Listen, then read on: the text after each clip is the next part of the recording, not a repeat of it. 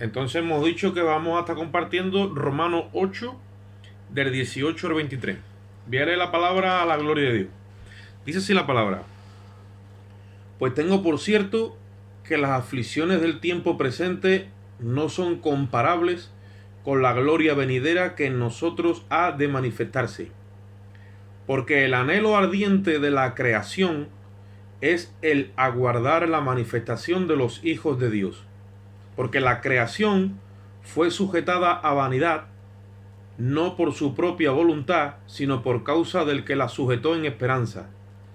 Porque también la creación misma será libertada de la esclavitud de corrupción a la libertad gloriosa de los hijos de Dios.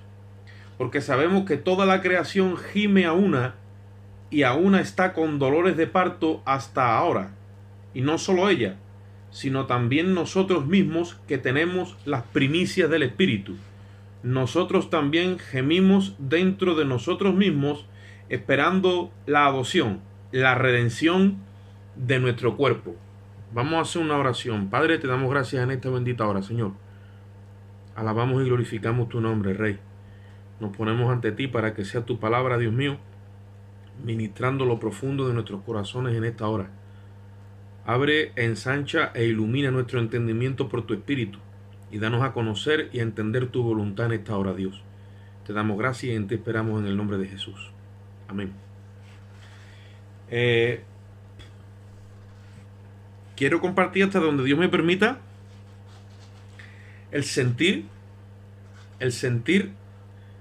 que debe de tener y tiene que tener todo aquel que tiene el Espíritu Santo. Todo aquel que ha recibido el Espíritu Santo como primicia,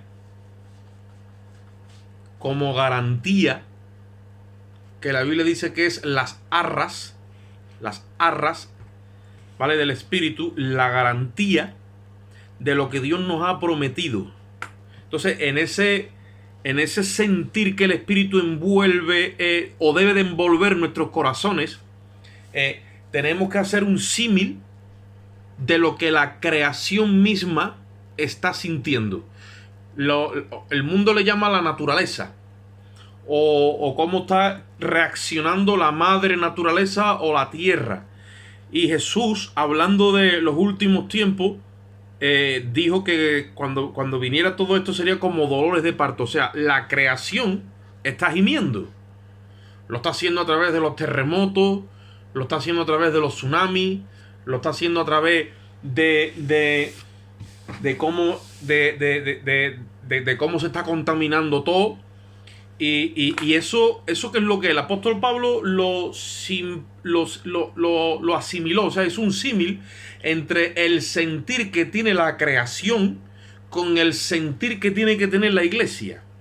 Y es que si nos vamos al capítulo, si nos vamos a donde hemos arrancado, en el versículo 18, dice que las aflicciones del tiempo presente, que son las situaciones que continuamente estamos atravesando, ¿vale?, no se pueden comparar con esa gloria que en nosotros se ha de manifestar.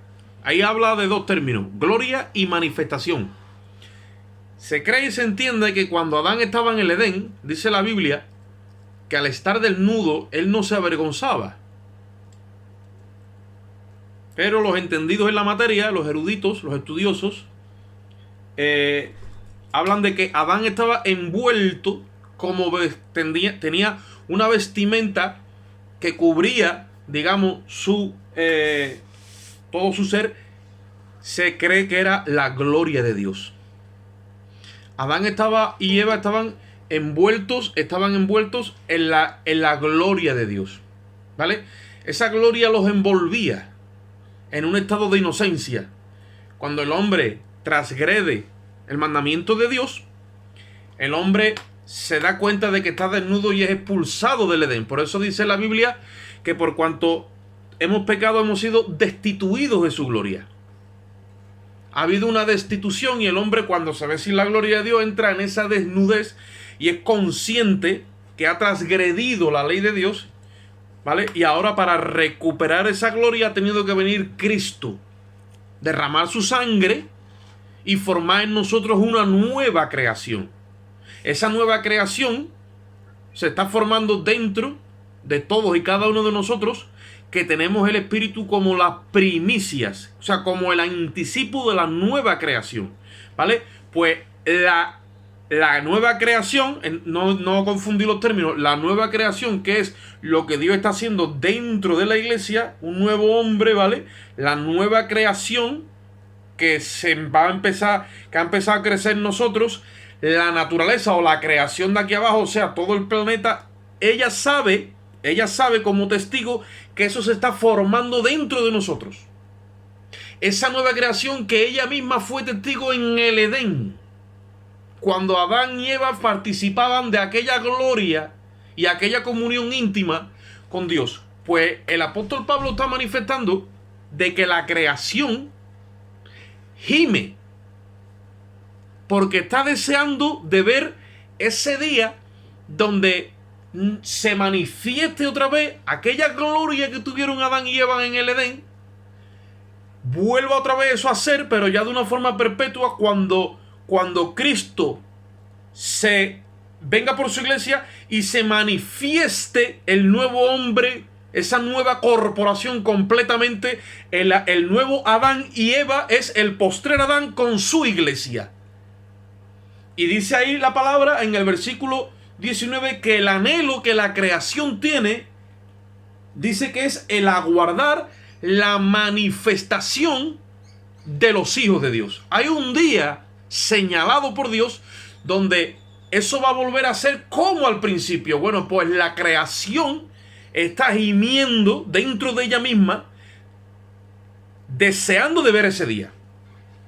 Yo no sé si yo logro con mis palabras darle forma al sentir que tengo.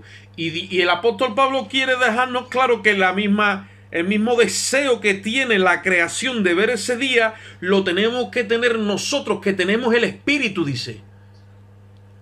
Que gemimos dentro de nosotros mismos, que deseando ya la redención de nuestro cuerpo. O sea, que esto sea recubierto de la gloria de Dios. Porque cuando tenemos el Espíritu Santo que envuelve nuestra vida, el sentir del Espíritu es contra la naturaleza de la carne. Y nosotros sentimos una oposición. Y es algo que no cuadra. La nueva creación no se halla en esto que nos rodea. La nueva creación no está hecha para ver el pecado. No está hecha para ver la injusticia. No está creada para ver tanta maldad. No está creada para ver tanto desorden. No está creada para ver la confusión que hay. Entonces nosotros lo que debe de haber es un deseo de que se alinee lo que tenemos dentro con todo el escenario de afuera. Porque la creación, ella lo sabe. Ella quiere dejar de ver tanta corrupción. Ella quiere dejar de ver tanto esto. Por eso es que hay una manifestación a través de los terremotos, de los tsunamis, de la lluvia, de las catástrofes. Ese mismo sentir tiene que estar en cada uno de nosotros. Eso es lo que Pablo está dando a conocer en ese capítulo 8, en esa porción. Deseando de ver qué día, el día de la manifestación de los hijos de Dios. Y ese día, ¿cuándo va a ser? Ese es el día del arrebatamiento. Es el día de la resurrección. Es el día donde la iglesia será manifestada en gloria. Yo voy a pedir que vengáis un momentito conmigo a 1 de Juan, capítulo 3, versículo 2. El deseo ardiente de la creación es ver restaurada a la iglesia con la misma gloria que tuvieron Adán y Eva. Ese es el deseo ardiente que tiene la creación. ¿Qué dice 1 de Juan, capítulo 3 y versículo 2? Vamos a ir circulando hoy por la Biblia.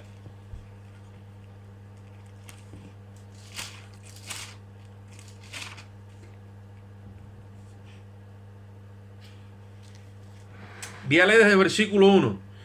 Dice: mirad cuál amor nos ha dado el Padre para que seamos llamados hijos de Dios. Por eso el mundo no nos conoce, porque tampoco le conoció a Él. Amado, ahora somos hijos de Dios y aún, dice, no se ha manifestado lo que hemos de ser. Pero sabemos que cuando Él se manifieste, seremos semejantes a Él, porque le veremos tal como Él es. el día que Jesucristo se manifieste, entonces ese día es que nosotros nos manifestaremos juntamente con Él. Y eso es lo que habla Romanos 8, el día de la manifestación gloriosa de los hijos de Dios. Ese sentir tiene que arder en nosotros. Cuando estamos, la llenura del Espíritu Santo, nos lleva a nosotros a tener una naturaleza santa que entonces empieza a repeler, entra en guerra con la naturaleza que nos rodea, que es totalmente pecaminosa. Y tiene que empezar en nosotros a arder el deseo de que Jesucristo se manifieste para que nosotros seamos manifestados y liberados de toda esta corrupción. Nosotros no debemos de hacernos a la corrupción. Cuando nosotros nos hacemos a la corrupción que nos rodea es porque no hay llenura del Espíritu. Y no hay ese deseo ardiente. Cuando la iglesia, además de anunciar el Evangelio, denuncia la corrupción y denuncia lo que está mal, es porque tiene ardiendo el Espíritu. Pero cuando a la iglesia se le apaga el Espíritu, ya no denuncia la corrupción que lo rodea. Entonces la iglesia se acostumbra a ver que un hombre tiene como pareja a otro hombre. Se acostumbra a que el político de turno robe. Se acostumbra a que el chismorreo, el critiqueo, la murmuración sea algo normal. Se acostumbra a la mentira. Se acostumbra a todo lo que le rodea porque ya no arde el deseo. Ya no arde ese deseo de tener la manifestación de la gloria de Dios en uno. Y como no arde ese deseo, es porque se ha adaptado, se ha hecho a lo de afuera. Por eso es que viene la tibieza. Y por eso es que la última iglesia, que es la Odisea, es la que está en el estado de tibieza. Y Jesucristo le dice, ojalá fuera fría o caliente. Porque pierde la noción real del estado en el que está. Nosotros jamás y nunca debemos de someternos a la corrupción que nos está rodeando. Siempre tiene que haber en nosotros una repulsa y siempre tiene que haber en nosotros una denuncia hacia la corrupción que nos rodea. Porque si somos luz y somos sal, entonces es que estamos haciendo todavía la misión que Dios nos ordenó. Pero cuando la iglesia deja de ser luz y sal, ¿para qué vale? Dijo Cristo. No vale para nada. Dice que cuando la sal pierde su sabor, para nada vale y es echada fuera, dice. Pisoteada y hollada por los hombres. Entonces cuando los hombres han hollado a la iglesia, es que la iglesia se somete al pensamiento de los hombres. La iglesia jamás y nunca se puede someter a la cabeza de este mundo, porque la cabeza de este mundo se llama Adán. Que el diablo tiene los derechos reservados de todas las almas que son hijos de Adán. Donde el diablo no tiene acceso ni ninguna reserva es en los hijos de Dios. Por eso es que la creación está deseando, tiene deseo de ver que alguien se pare firme con el mismo deseo ardiente que tiene ella. Ver la manifestación gloriosa de los hijos de Dios. Porque los hijos de Dios son los que están autorizados para hablar la verdad, para establecer el orden, para decirle a este mundo cuál es el diseño original que Dios estableció, y la creación está misma gimiendo, porque la creación está viendo, la creación, aunque nosotros creamos que la creación no tiene personalidad. Tú te vas al Antiguo Testamento, muchas veces Dios dijo, yo pongo por testigos a los cielos y a la tierra. Son testigos oculares que están ahí viendo. Ahí está el sol, ahí está la luna. El sol y la luna son elementos, pero nunca han entrado en confusión. El sol sabe que tiene que iluminar en su tiempo, y la luna también. Son lumbreras que Dios puso. Y saben cuál es su papel dentro del rol que Dios le dio. Pero la corrupción que está viniendo, como el otro día yo compartí a través de las mismas palabras, tergiversando el significado real, correcto y definido que Dios le dio a cada cosa. Y nosotros estamos entrando en esa marea, en esa turbulencia que nos estamos dejando de llevar. No podemos entrar en el orden que marca el príncipe de la potestad del aire.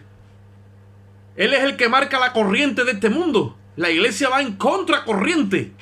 Mientras que la iglesia esté firme en su sitio, va a ser como Juan el Bautista en los tiempos del rey Herodes.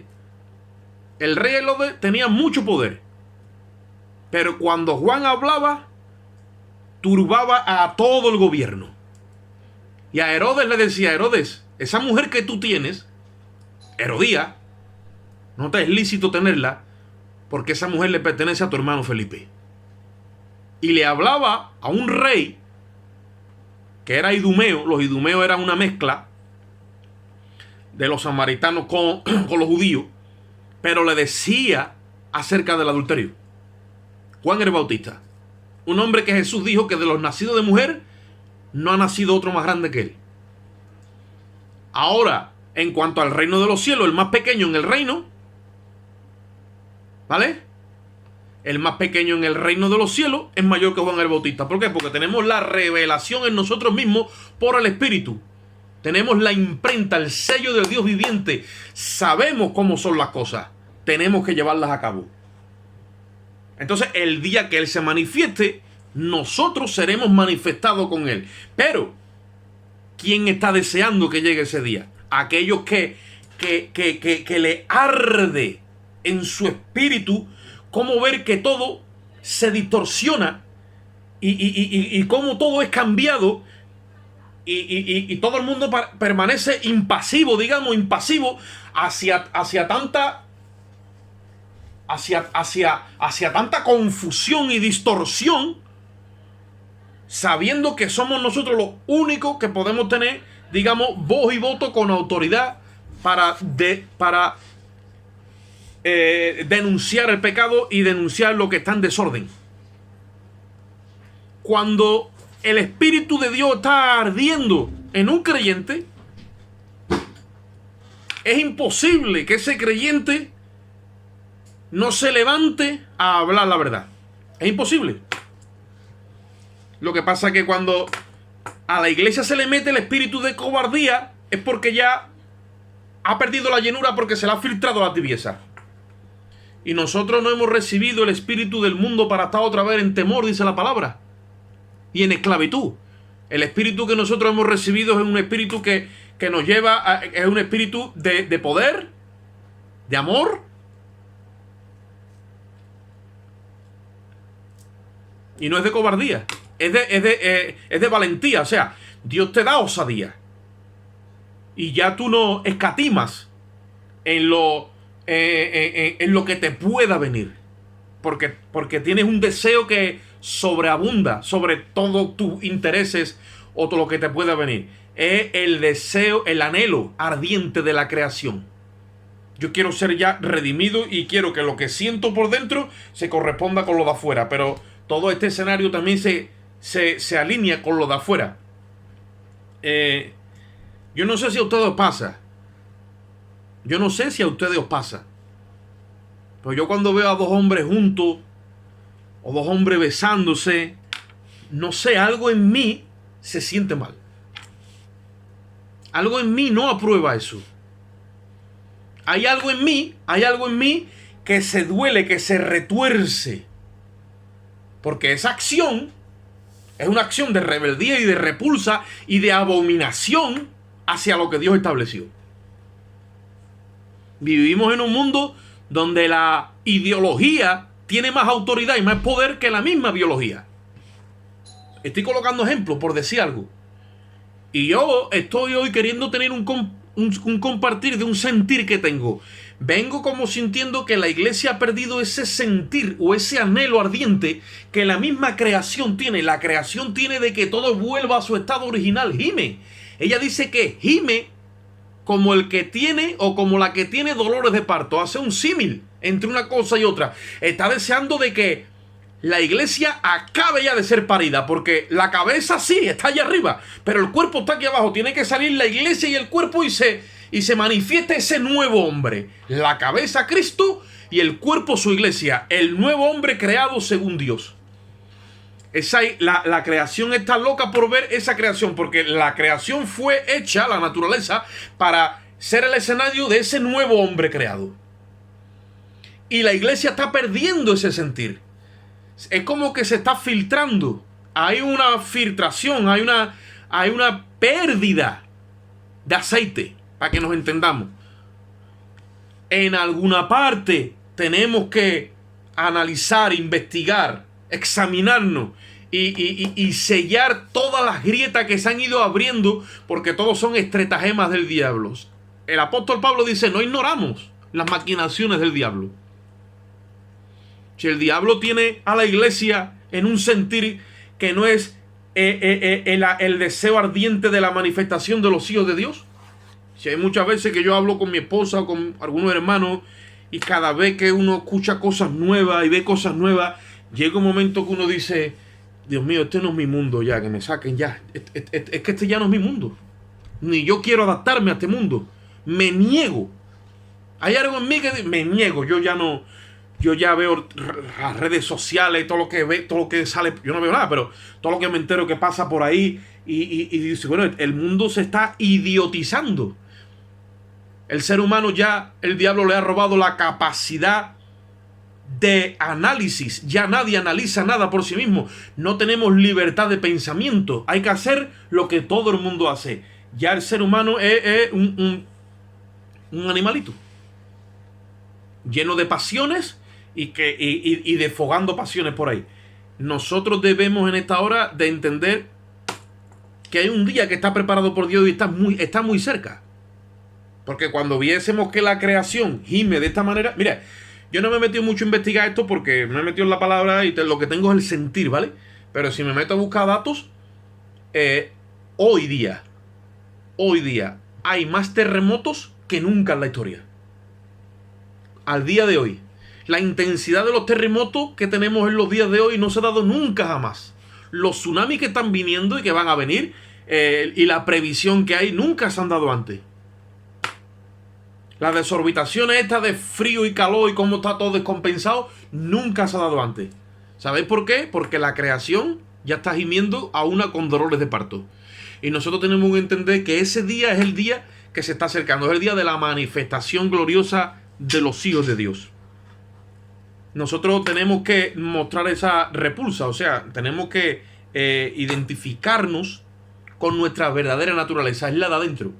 Por eso que hemos leído aquí que el día que Él se manifieste, dice, seremos semejantes a Él. El día de la manifestación de Él también será el día de nuestra manifestación también, que es el día del arrebatamiento, es el día de la resurrección.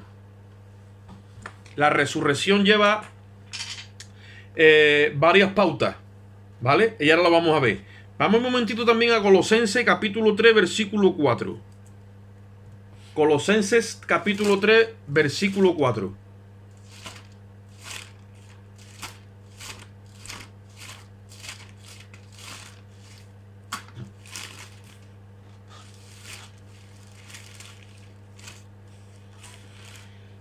Dice: cuando Cristo vuestra vida, yo tengo puesto vuestra vida entre paréntesis, pero ahí lo dice, ¿no? Dice: cuando Cristo vuestra vida se manifieste, entonces vosotros seréis manifestados con Él en gloria.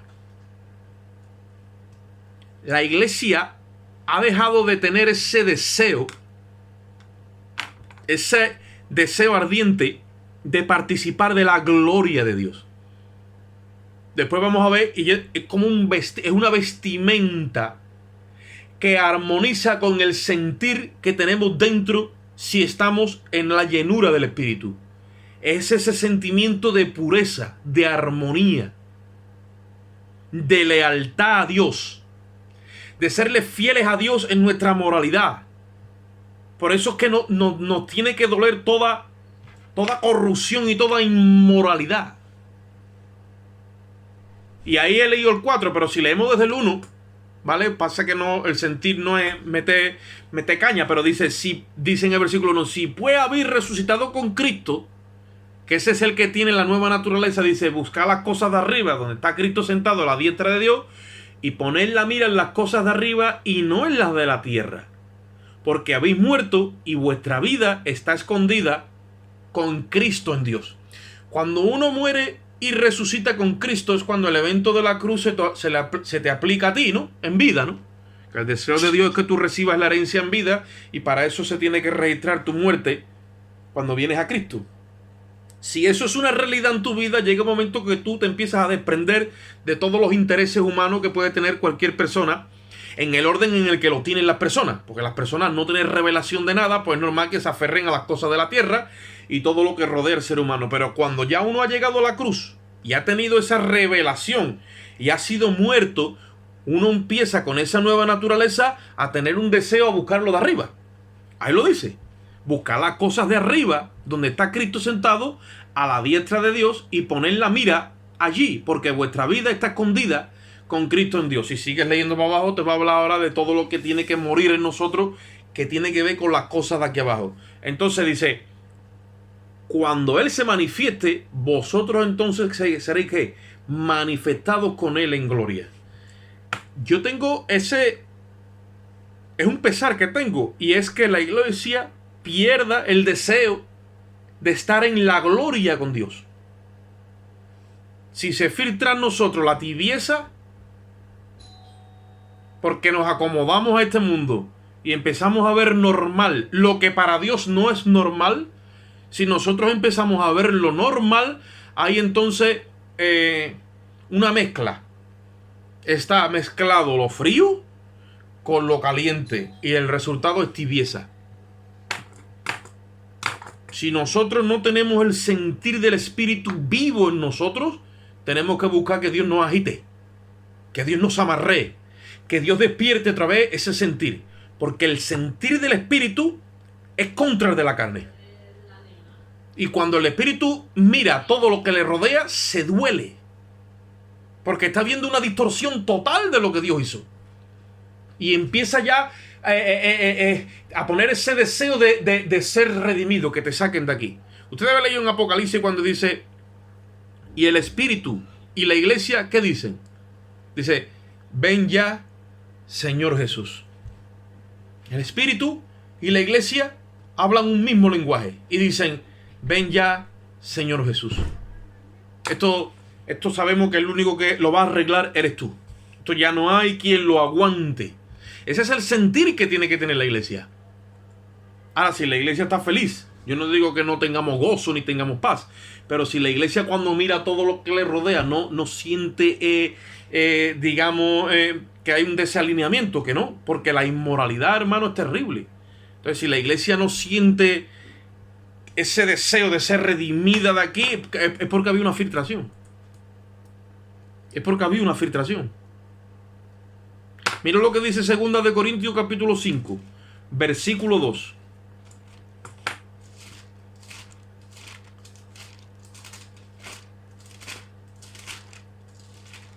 Estas son epístolas que escribe el apóstol Pablo, lleno del Espíritu Santo, y está dando a entender el sentir del Espíritu. 2 de Corintios capítulo 5, versículo 2.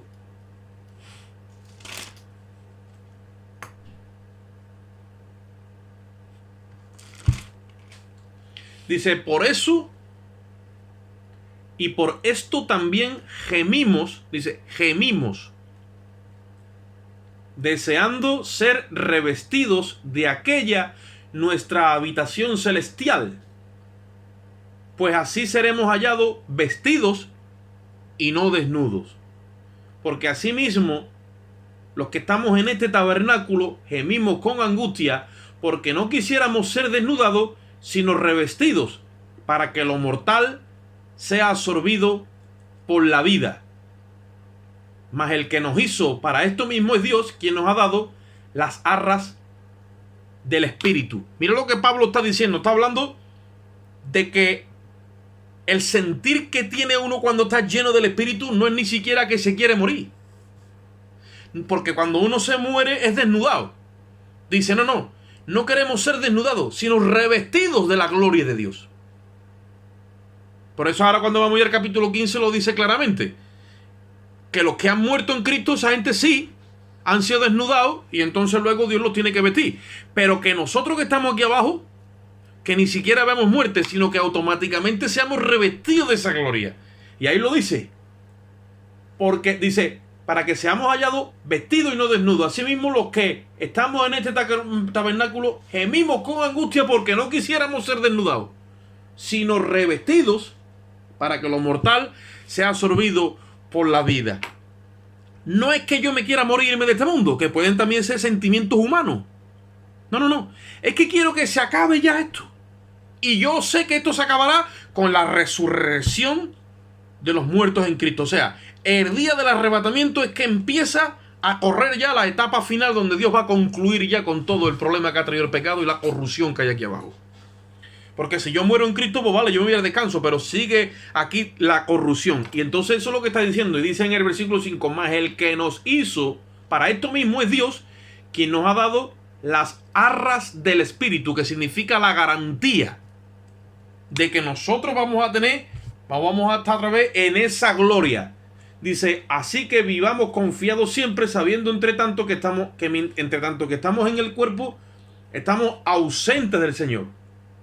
Porque por fe andamos y no por vista. Pero confiamos y más quisiéramos estar ausentes del cuerpo y presentes al Señor.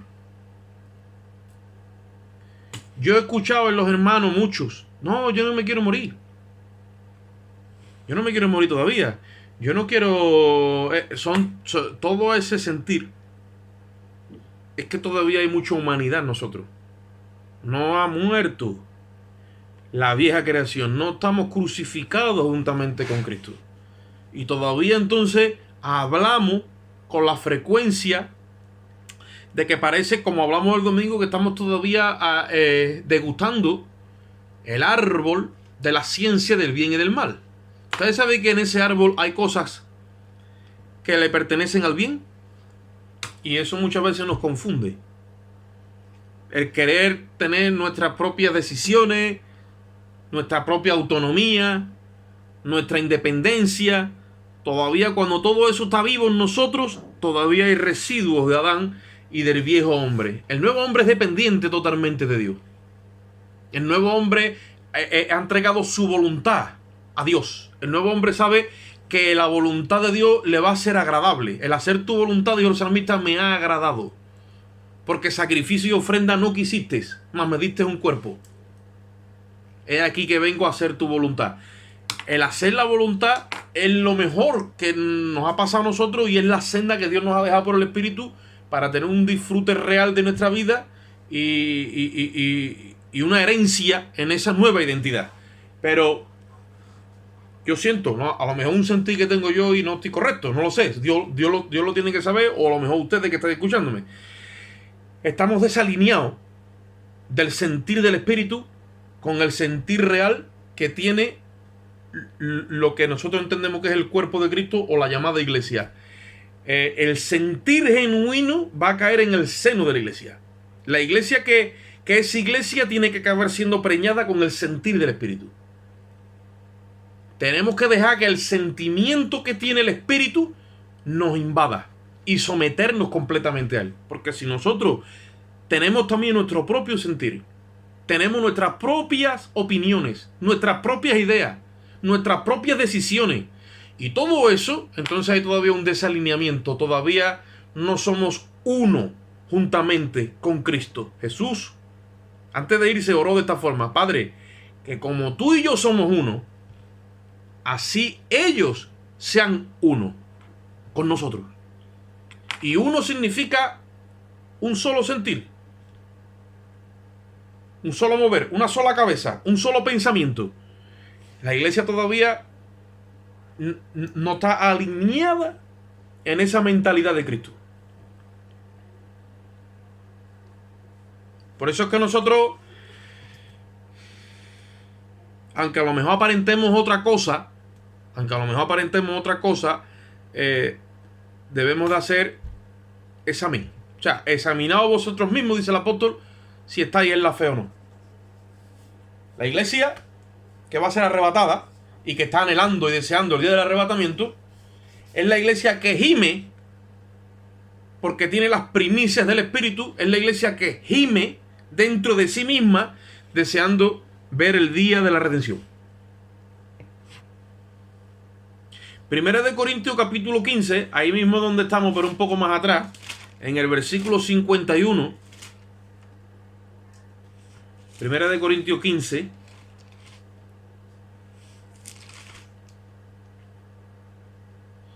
El apóstol Pablo, hablando de ese día,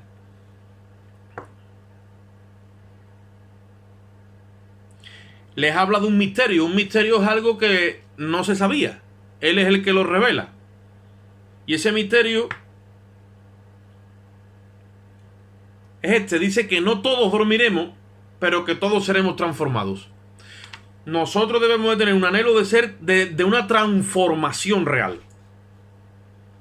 Dice, en un momento y en un abrir y cerrar de ojos, a la final trompeta, porque se tocará la trompeta, y los muertos serán resucitados incorruptibles y nosotros seremos transformados, dice. Porque es necesario que esto corruptible se vista de incorrupción y que esto mortal se vista de inmortalidad. Y cuando esto corruptible se haya vestido de incorrupción y esto mortal se haya vestido de inmortalidad, entonces se cumplirá la palabra que está escrita: sorbida es la muerte en victoria. Ese es el anhelo que tiene que haber en nosotros. Que la muerte sea sorbida por la victoria.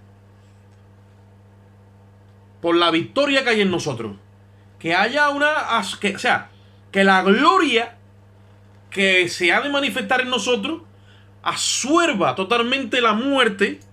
Y después cuando tú sigues leyendo, dice en el versículo 56, ya que el aguijón de la muerte es el pecado y el poder del pecado la ley. Ahí es donde se manifiesta toda la verdad de Dios que está escondida en la cruz, sale a relucir a flote totalmente. Como Cristo nunca fue hallado transgresor de la ley, el aguijón de la muerte, que es el pecado, tampoco se pudo hacer con él.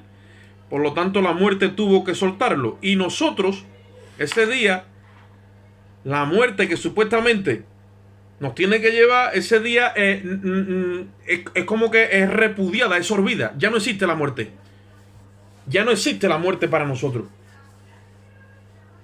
Todos esos temores que muchas veces nos rodean, todas esas incertidumbres, todas esas cuestiones desaparecerán por y para siempre de nosotros. La verdad es que nosotros somos inmortales, dice la Biblia, que Cristo sacó a la luz la vida eterna y la inmortalidad por el Evangelio. Nosotros somos entes indestructibles, pero hay en nosotros una especie de incredulidad de que eso a lo mejor será en el día postrero, y eso no va a ser en el día postrero del juicio, sino eso va a ser en el día del arrebatamiento. Vamos un momentito a Primera de Corintios, ahí mismo donde estamos, pero en el versículo 21. Estamos en el 15, pero vamos al 21. Dice, Primera de Corintios 15, 21, dice, porque por cuanto la muerte entró por un hombre, también por un hombre la resurrección de los muertos. Porque así como en Adán todos mueren, también en Cristo todos serán vivificados, pero cada uno en su debido orden. Cristo, este es el orden en la resurrección. Oye esto, Cristo, el primer resucitado de la nueva creación en gloria, dice, después dice, las primicias, y luego los que son de Cristo en su venida. ¿Qué es las primicias? Las primicias son todos aquellos que van a ser revestidos y transformados de su gloria en el día del arrebatamiento. O sea, la iglesia nacida de nuevo que se mantiene en la fe ardiente de estas cosas. Por eso hay tres aspectos o tres orden en la resurrección. Cristo, que ya ha resucitado. Luego se incorporan las primicias, que somos los muertos en Cristo y los que hayamos quedado, los que tenemos las primicias. Y luego dice, los que son de Cristo en su venida, cuando el Señor viene y todo ojo le verá. Ese es el orden en la resurrección. Muchos piensan que nosotros tenemos que morir literalmente y resucitar después. No. Hay un evento que se nos ha sido revelado porque era un misterio, que es el misterio del arrebatamiento. Ese día la iglesia va a recuperar la gloria que tuvo Adán. Ese día la iglesia va a recuperar ese vestido que tuvo Adán. Por eso es el apóstol, ser revestido, no desnudado, sino ser revestido de aquella gloria. Moisés le dijo al Señor, Señor, yo quiero ver tu gloria. La gente cuando está buscando a Dios y está intimando con Dios, y llega un momento que ya Él mismo te pone ese deseo. Yo quiero ver tu gloria. Muchos piensan que ver la gloria de Dios es ver milagros, sanidades, todo esto está correcto. Y son aspectos que rodean su gloria, pero no es la sustancia misma. La gloria de Dios es mucho más allá, mucho más que eso. Es el resplandor de su sustancia. Es ser partícipe de su naturaleza divina y santa dentro y por fuera. Y entrar ya a esa dimensión, digamos, ¿no? Ese es el anhelo que tiene la creación, ese es el anhelo que tiene que tener la iglesia. Dice que gemimos dentro de nosotros mismos. Ya tu repulsa contra el pecado o tu lucha se acabó por siempre. Ahí se corrobora lo que sientes por dentro con lo que sientes por fuera. Es ser revestidos de la gloria de Dios. Colosenses 1:27 dice, porque es Cristo en vosotros la esperanza de gloria. La iglesia es la que mantiene esa esperanza viva, de que el hombre vuelva a ser lo que un día fue, de que el plan de Dios vuelva a reiniciarse y todo vuelva a su estado original. Mientras que la iglesia no mantiene viva esa esperanza, entonces como que hay una derrota.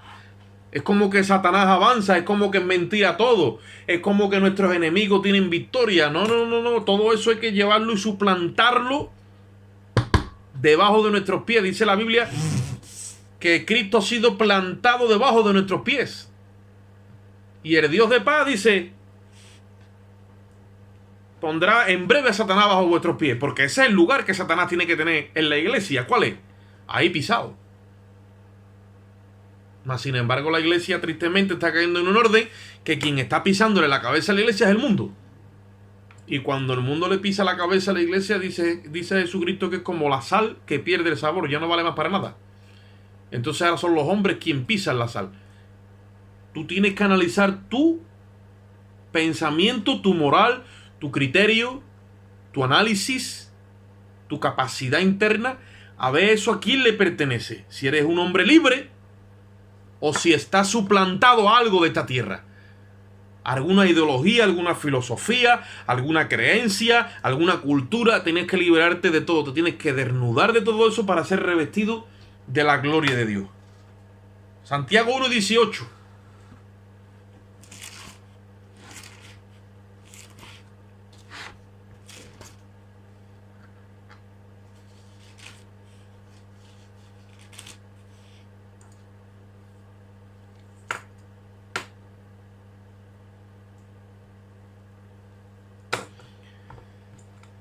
Dice en el 17, toda buena dádiva y todo don perfecto desciende de lo alto. Toda buena dádiva es todo buen regalo. No puede venir de esta tierra, dice, desciende de lo alto, del Padre de las luces, en el cual no hay mudanza ni sombra de variación. Y ahora dice, Él, de su voluntad, nos hizo nacer por la palabra de verdad para que seamos primicias de sus criaturas. Nosotros somos los que tenemos las primicias, o sea, los primeros frutos de esa nueva creación que va a ser establecida otra vez como al principio y va a perdurar por siempre en este lugar que se va a llamar el Monte Sión, donde descenderá la Nueva Jerusalén. Será una tierra nueva y un cielo nuevo. Nosotros somos las primicias, o sea, somos los primeros, somos los pioneros. Somos el referente de lo que va a venir para siempre.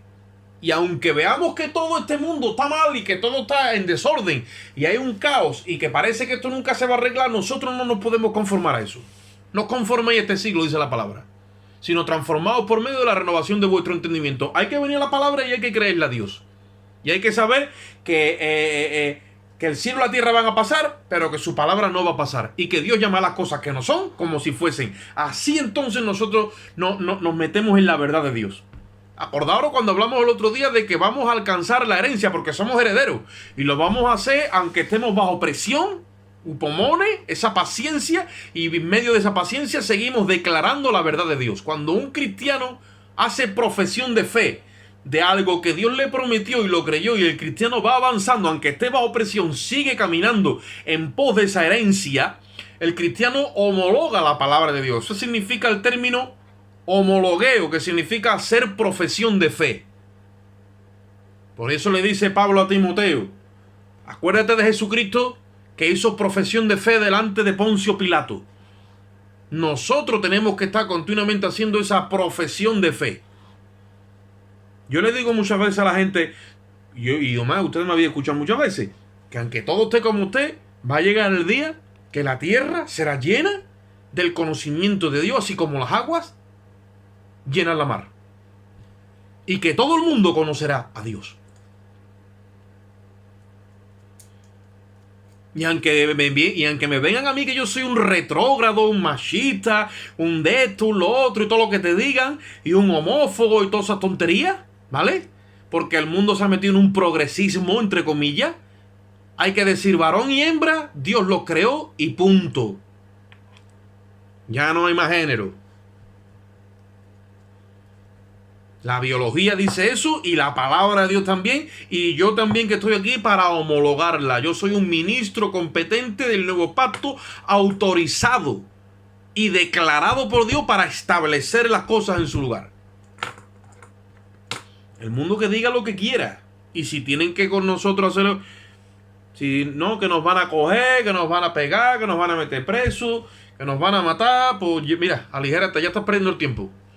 Yo en esto creo y con esto muero. Como dicen por ahí, morimos con las botas puestas, declarando la verdad de Dios. Pero si nosotros cerramos nuestra boquita, como dice Pablo a Timoteo, no nos ha dado Dios espíritu de cobardía, aviva el don que hay en ti. Estimula ese fuego. Cuando tú seas lleno del Espíritu Santo, tú no vas a poder callar. Evidentemente hay un cúmulo de armamento, de herramienta que Dios nos ha dado, que ahí se puede manifestar la sanidad, la liberación, muchas cosas, pero sobre todo es el mensaje y la claridad a la hora de expresarse. Tenemos capacidad de convicción, porque el Espíritu Santo que mora en el seno de la iglesia, cuando la iglesia está llena del Espíritu Santo, tiene la capacidad de convencer al mundo de pecado, de justicia y de juicio. Nosotros tenemos un verbo en nosotros que es como una broca. Y cuando la gente lo oye, ¿me entiende? Es como cuando Pablo dice, la fe viene por el oír. Nosotros le provocamos a la gente la fe porque le predicamos la palabra de Dios.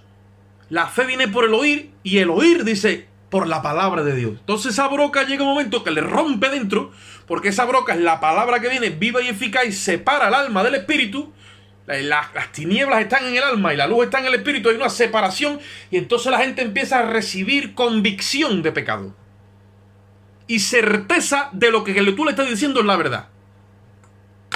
Llega un momento que esa es la certeza de lo que se espera y la convicción de lo que no se ve. La gente ya sabe que eso es así, porque la palabra ha venido viva, ha venido eficaz y ha roto las tinieblas. Ha quebrantado el entendimiento de las tinieblas en las que están atrapadas las personas.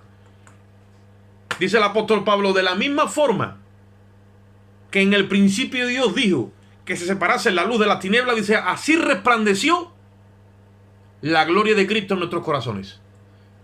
Porque hubo una orden. Vamos un momentito a 2 de Corintios, capítulo 4, y ya vamos a acabar.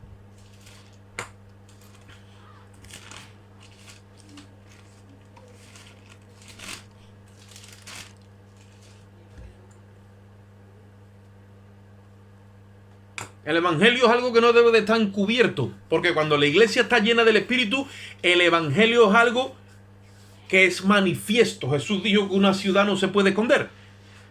Dice, versículo 3, 2 de Corintios 4:3. Si nuestro evangelio está encubierto, dice, entre los que se pierden, está encubierto, en los cuales el Dios de este siglo ha cegado el entendimiento de los incrédulos, para que no les resplandezca la luz del evangelio de la gloria de Cristo. Oye eso, el cual es la imagen de Dios. O sea que en el mensaje del evangelio está envuelto la gloria de Cristo, que es esa vestimenta que en su día perdimos. ¿Vale? Y ahora dice, porque no nos predicamos a nosotros mismos, sino a Jesucristo como Señor y a vosotros como siervos por amor de Cristo. Dice, porque Dios que mandó, oye eso, que de las tinieblas resplandeciese la luz, es el que resplandeció en nuestros corazones para la iluminación del conocimiento de la gloria de Dios en la faz de Jesucristo.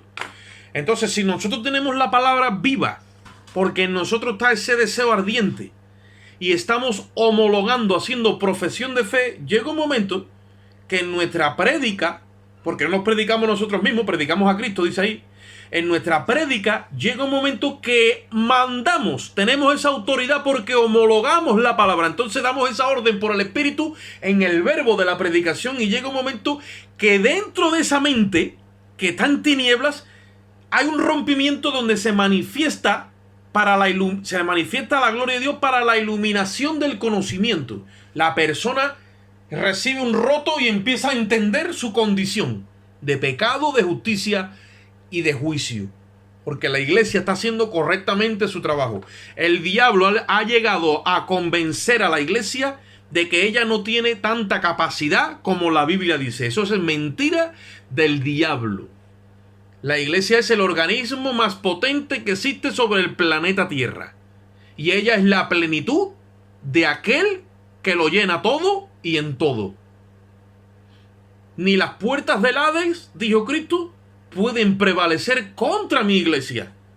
Las puertas del Hades revelan los enjambres de demonios que están aquí abajo en toda esta atmósfera de las regiones celestes. Pues el enemigo ha hecho creer a la iglesia, porque él no tiene poder jurídico real, sino toda su versión está basada en el engaño. Ha hecho creer a la iglesia que no tiene capacidad de convencer al mundo de pecado. Pero Jesucristo dijo, cuando el Espíritu Santo venga, él convencerá al mundo de pecado, de justicia y de juicio. Y la morada del Espíritu Santo es la iglesia. Estamos capacitados 100% para traer convicción de pecado a la gente. Comemos de un altar del cual no tienen derecho de comer los religiosos, pero el ministro que es competente del nuevo pacto come de ese altar, y Dios le da sabiduría, le da ciencia, le da inteligencia, le da poder, le da capacidad, le da destreza. Lo hace perito arquitecto y le cierra la boca al más pintado. Dios nos va a preparar para tratar con los ateos, con los creyentes, con los religiosos, con los inmorales. Y cualquier hoja de higuera que se ha inventado el diablo para que la gente se esconda ahí, los vamos a descubrir, los vamos a poner a la intemperie, delante del juicio de Dios, para llevarlos al arrepentimiento.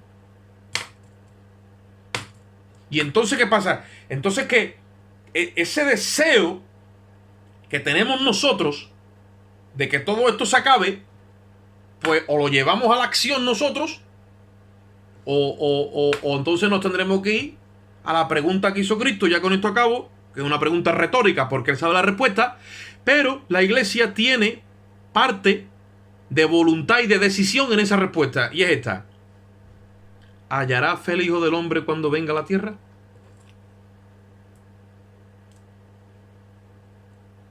Esa fe que él depositó en nosotros, que supuestamente se ha tenido que desarrollar, ¿hallará fe el Hijo del Hombre cuando vuelva a la tierra? Ahí no hay una respuesta detrás de esa pregunta, porque nosotros le ponemos la respuesta. Nosotros somos los que respondemos. ¿Hallará fe el Hijo del Hombre? La fe se demuestra por las obras. Es pues la fe, la certeza de lo que se espera, y la convicción de lo que no se ve. Hay una versión que dice, pues la fe, la demostración de las cosas inciertas. Nosotros las hacemos ciertas y las certificamos. Lo que viene para este mundo es juicio. El proceder de la gente es ofensivo hacia Dios. Hay una respuesta en Jesucristo, hay una salida, hay un perdón, y hay un juicio, y hay una condenación. Yo le estaba diciendo hoy a mis hijos, antes de entrar aquí a la llamada, a ustedes os parece que lo que yo digo creéis que es verdad, pero no lo acabáis de ver. Os aseguro, le estoy diciendo a mis hijos, os aseguro que si no os convencéis de pecado y tenéis sentimiento de culpabilidad, de todas formas saldréis de esta tierra y seréis culpables. Por eso la iglesia tiene la misión de hacerle ver al mundo su culpabilidad antes de que se presente en el juicio.